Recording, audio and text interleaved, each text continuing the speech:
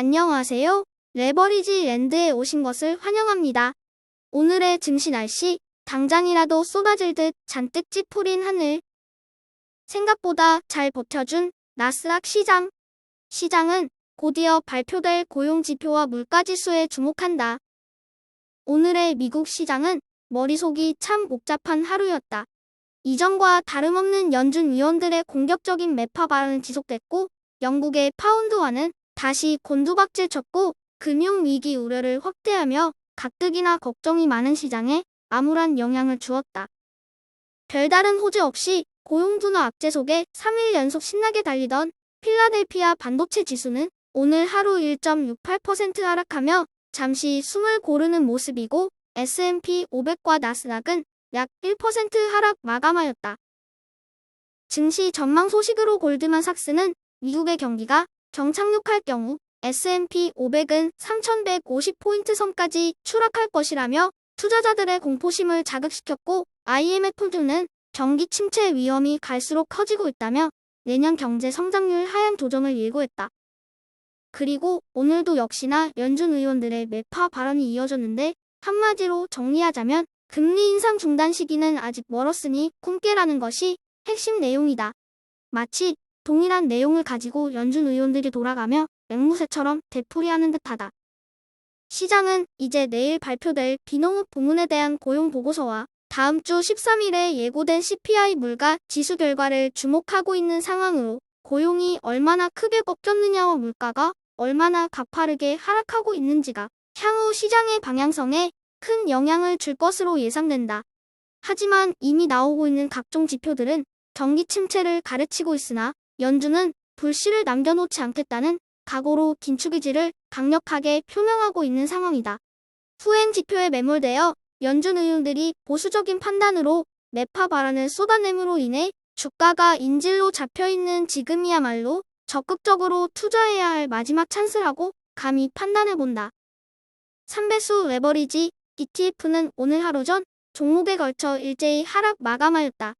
요 며칠 뽕맞은 듯 혼자 내달리던 필라델피아 반도체도 오늘 하루는 쉬어가는 모습이며 바이오는 튀어오르고 싶어 몸이 근질근질거렸지만 잘 참고 잠시 인내하고 있는 모습이다. 2배수 레버리지 역시 전 종목에 걸쳐 하락 마감하였다. 특히나 전기차 ETF의 연속되는 하락이 눈에 들어오는데 이는 바이든 정부의 배터리 공급에 대한 규제 이슈와 일론 머스크의 트위터 매수 이슈, 그리고 테슬라와 리오 등 주요 기업들의 2분기 시장 예상치를 하회하는 차량 인도 건수 등을 이유로 급락이 계속되는 모습이다. 클린 에너지 ETF 역시 하락에 하락을 거듭하여 고점 대비 50% 부근까지 떨어진 모습으로 클린 에너지와 전기차 테마는 단기간에 그치지 않고 최소 10년 이상 지속 성장할 분야이기에 요즘과 같은 조정장을 저가 매수의 기회를 적극 활용해야 하지 않을까 판단해본다. 3배수를 역으로 추종하는 고퍼스 ETF는 10월의 시작과 함께 이틀 연속 대패의 충격에서 벗어나며 다시 상승이 시작되었다. 하지만 반도체와 바이오 그리고 빅테크의 눈빛이 지난 9월과는 달리 예사롭지 않은 모습에 약간은 불안해하며 다음 주 13일에 발표될 CPI 물가 지수가 시장 예상치를 상회할 것에 크게 기대하고 있는 모습이다. 동일한 악재로 계속 두들겨 맞다 보면 내성이 생기는 법이다. 과연 고퍼스 투자자들의 기대대로 시장이 흘러가게 될지 다음 주 목요일의 결과가 벌써부터 궁금해진다.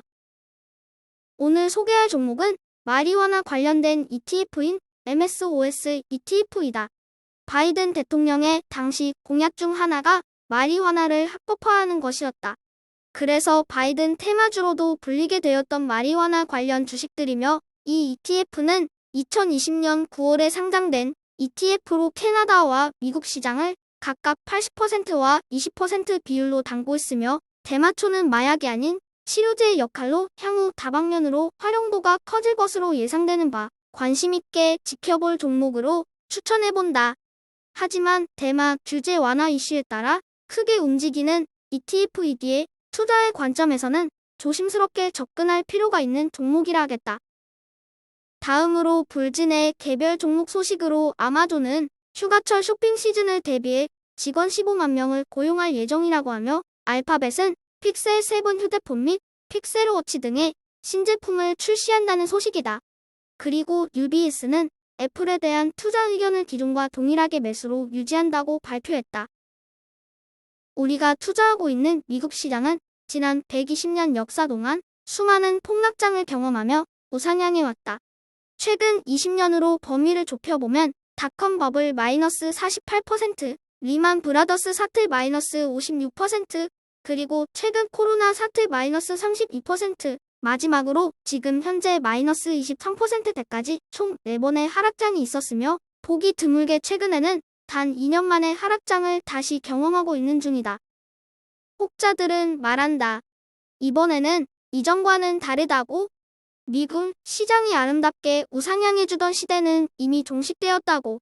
그 근거로 높은 인플레이션과 국가 간의 블록 경제, 그리고 신냉전 시대 등이 가장 많이 등장하는 이유들이다.